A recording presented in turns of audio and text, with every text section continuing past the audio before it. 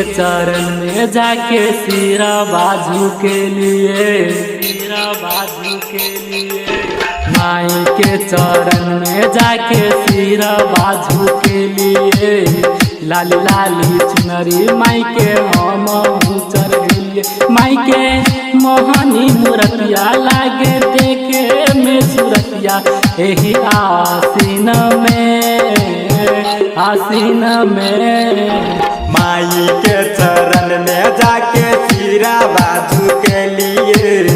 लाली लाली चुनरी जब माई के चरण माई के मोहनी मूर्तिया लागे देखे में सूरतिया अही आसीन में, आसीन में। माई के चरण में जाके सिरा बाजू के लिए, सिरा बाजू के लिए।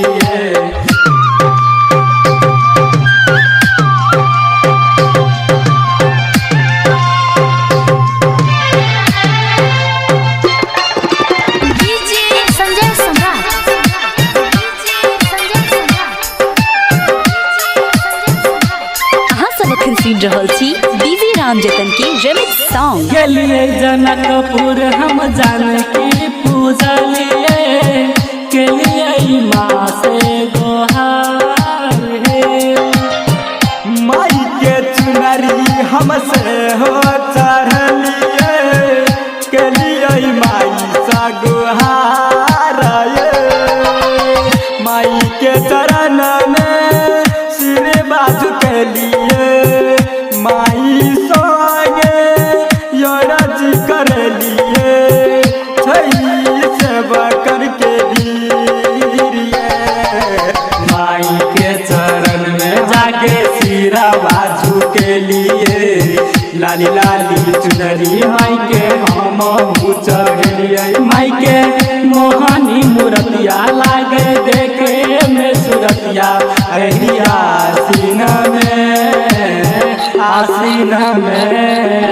माई के चरण में जाके सिरा बाजू के लिए, सिरा बाजू के लिए।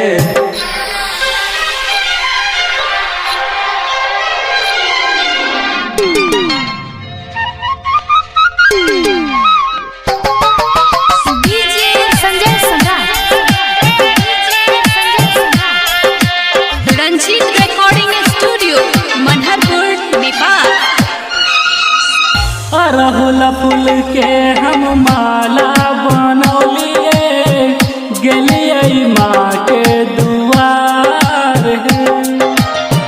दुर्गा मैया के मूरत देख के गुजै छै पूरा संसार। माई के चरण में सिर बाजू के लिए अरहुल फूलक माला चढ़ौलिए, भेल सगरो महानिए। माई के चरण में जाके सिरा बाजू के लिए। लाली लाली चुनरी माई के हम चढ़लिए। माई के मोहनी मूर्तिया लागे देखे में सूरतिया एही आसीन में, आसीन में। माई के चरण में जाके सिरा बाजू के लिए, सिरा बाजू के लिए।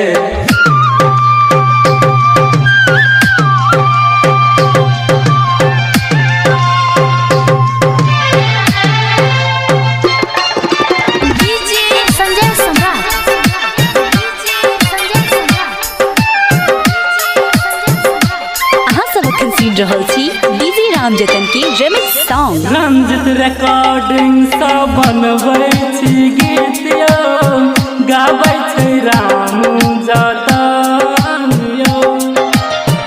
सिंगर अविनाश पवन पर मैया करबै यहाँ विचार।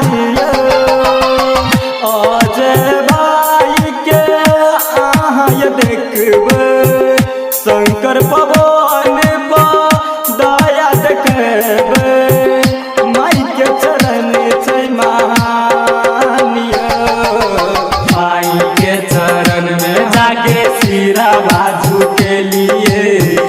लाली लाली चुनरी माई के हम उतर गेलिए माई के मोहनी मूर्तिया लागे देखे में सूरतिया आसीना में माई के चरण में जाके सिरा बाजू के लिए सिरा बाजू के लिए